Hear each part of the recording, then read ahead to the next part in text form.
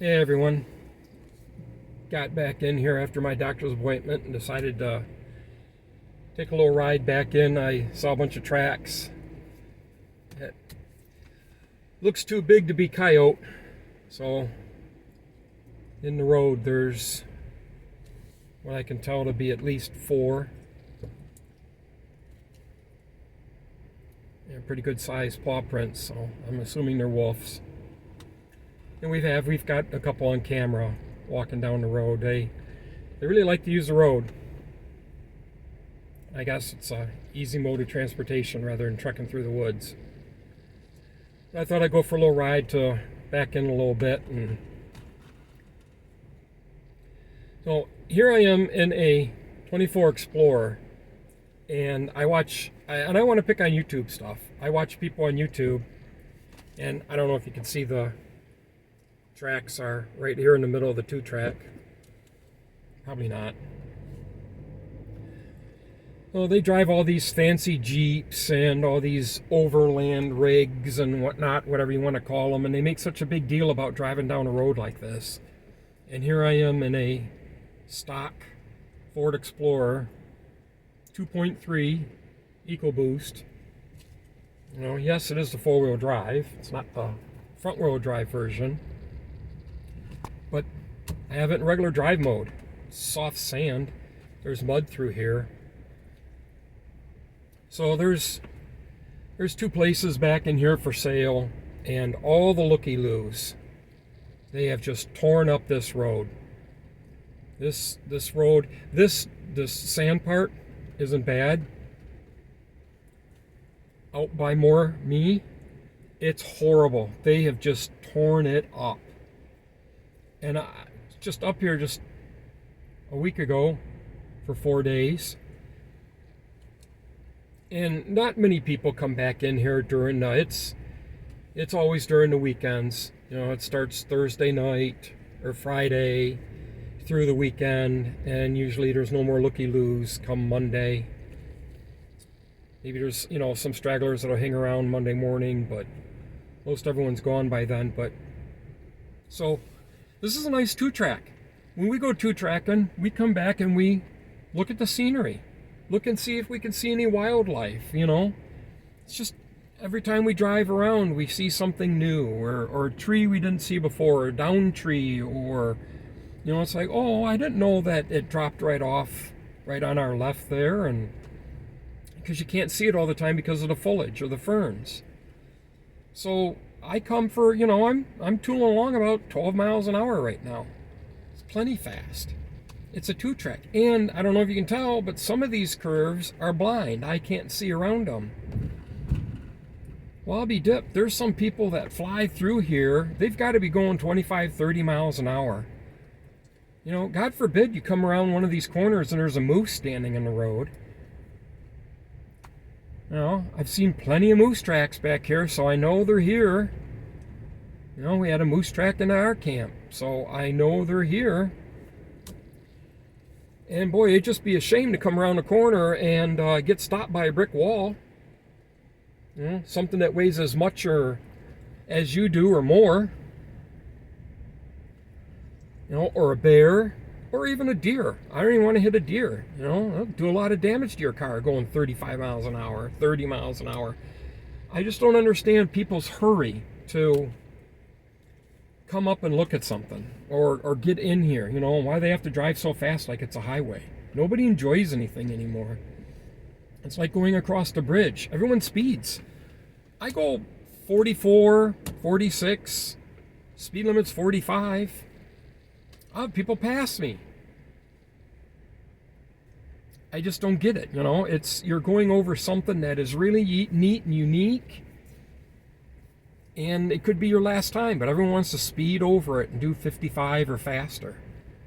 I just don't understand. You know, sometimes you see a freighter or whatever weather is coming in, or sunset or sunrise or the moon. It's just really nice to see things, and people just don't seem to care. I think it's funny what people consider sightseeing now, and you know, they want to go see all these little tourist trappy things again, and Oh, this section isn't here bad, but boy, and once we get a little further in, where this is all sand back in here. Once we get into where all the clay and just the regular dirt and rocks are, it's horrible how they've torn it up coming through there. You know, if you have a water puddle that's a few inches, with a little bit of water in it from rain, and you go blasting through it, well, every time you blast through it, you're pushing all that material out. And that's what keeps making the hole get bigger and bigger. And I just don't understand why people have to be in such a hurry. So it's kind of like all these places for sale. A lot of these places have been for sale for years. Seeing some of them for sale back in 2016, back in here. And then the bug came along, and everybody downstate or whatever, I want my little chunk of UP property, and so they go looking and they buy stuff. And actually 3 places sold back in here. One just this summer that had just been purchased back in 2020, and these other 2 places were purchased back in 2020. I just find it hilarious.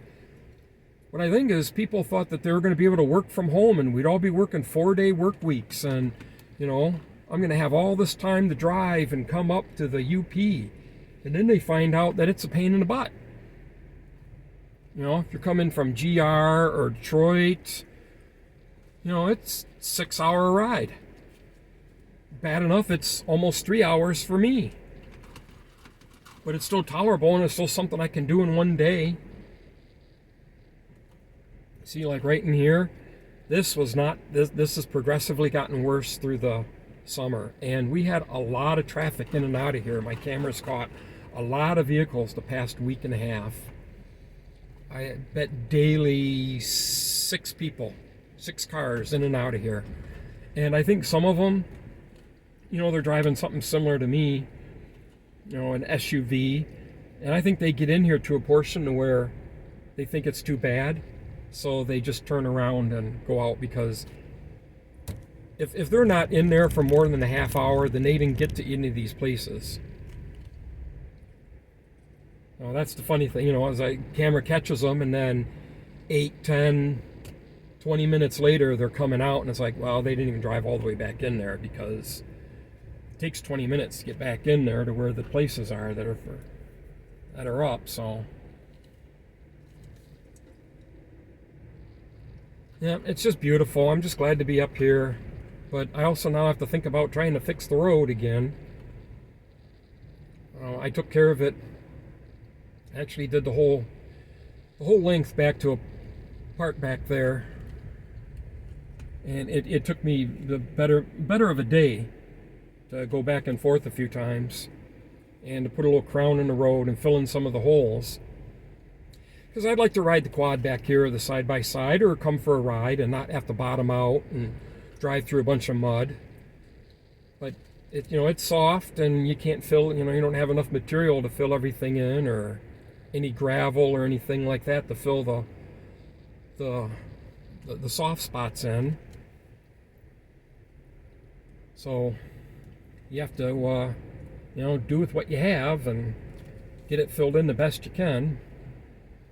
But as long as people don't drive silly and fast, it's manageable. And even this stretch here is not bad. But it's when we get up around this corner here where it gets worse. But yeah, people always, talking about, we're overlanding and we're driving down this bad dirt road, and they get out and they put their cameras down. That's what I like the best. I like when they get out and they put their cameras down, and then they run back to their vehicle and they drive through the mud puddle. I just find that absolutely hilarious. Just hilarious. I mean, we've lived back here, and we lived where there's 2 tracks and things, and you get your vehicle dirty. It's just but you get these, I call them city folk. You get these city folk that come up, and or they buy property up here and they think that it's, so rough to, and it's just, oh my gosh, look at all the dirt, look at all the mud, and yeah, you drive through it, big deal. It's just no big deal.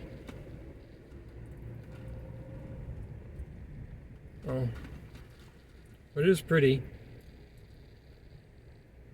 Sometimes, you guys in the comments, why don't you put where you are, or the areas you're in, or what state? I'm curious to know if it's a lot of people living in the city, or... But there's always a mix. There's a mix of people that'll come from somewhere and they don't respect things and they tear stuff up, and then there's people, that respect, and I respect people's property and their privacy, and I don't want anyone taking pictures of my stuff and being nosy. But yeah, this is where getting close to me is where it starts to get bad, and man, I had this all nice and fixed, and there's some big bumps or dips in here and mud holes, and because they just fly through here, and don't think it's not in the back of my mind thinking if somebody's gonna come flying around one of these corners and I'm gonna head on with somebody. I've already been back here, not knowing that anyone was back here, not seeing or hearing anybody or any cars coming and going. And we've been out driving around, or even in our side-by-side, just tooling around, and all of a sudden look in the mirror and here's somebody right on our tail. And it's like, well, what the heck? We're going 20 miles an hour. We're going 15 miles an hour. So somebody back in here, and some of the other places, there's seven places back in here, and the rest is state land all around. So, yeah, went to my doctor's appointment, and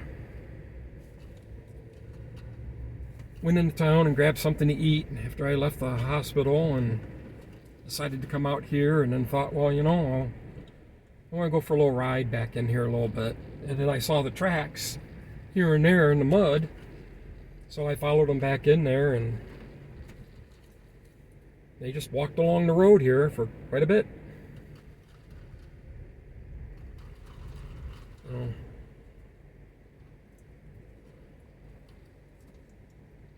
Yeah, I guess I'm griping, but I just like not to be shook all over the place. My back and stuff hurts, and I just like not to be beat up.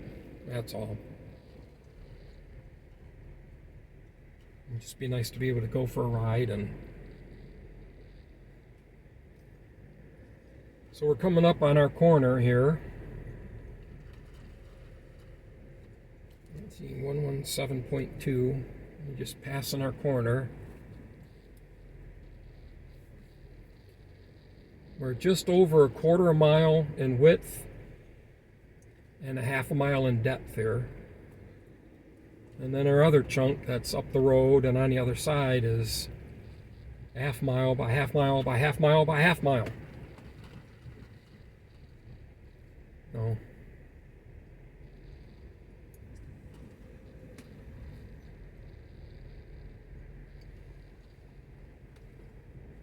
What I'm going to do is just walk around and think about trees I want to get cleared out and see how much we can get done before snow flies. I got to figure out, get the tractor back home. I had a friend bring it up for me a month and a half ago, and I did a video. I cleaned up the lanes a little bit and opened stuff up, but we were only up for 2 days. She doesn't want me doing a lot of things when, if I come up, I do little things, and she doesn't want me doing a lot of things because I I have a tendency to fall, or if something happens, he doesn't want me laying in the... It's like right now, our AT&T phone, if I walk around a little bit, I get enough signal to be able to send a text and maybe a phone call. The Verizon phone, you have to run around. Can you hear me now? Can you hear me now? And if I'm laying on the ground, I'm not going to get much of a signal. Yeah, I might just get in the tractor and just run the road real quick a little bit and just see if I just can't drag some of this stuff in there. Excuse me, we're not supposed to get any rain up here for the rest of the week. Or in this area anyway, west and south of us, we're getting rain right now. Yeah, I really take care of the road where it goes through, or where it touches ours, because that's what, we walk along and drive up and down and whatnot. I just don't want to get beat to death, and it's exactly what happened here. Everyone just tore it the heck up. Oh, it's too bad. I hope they sell these places pretty soon, so get people to quit coming back in here. I'd like to put something at the end of the road to tell people to stay out.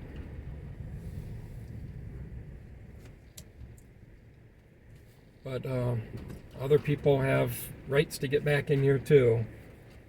Even though we don't have an easement agreement, we only have an easement agreement with the two properties right next to us, and that's it. Those are the ones that pass. Now I looked it up, and it's funny because we have our parcel numbers on everybody else's stuff all the way through, but we only have with the three right next to us, so it's weird. I don't know how to fix it either without making more problems for myself. Every time I try to do something like that, I end up making a can of worms, or opening up a can of worms that I don't want to. So, alright everyone, that was my little ride back into my place. You just sit here and tinker around and try to work on a better game plan. Alright everyone, take care. Thanks for watching. Again, please, if you've stuck around, subscribe and like. We'd really appreciate it. Take care.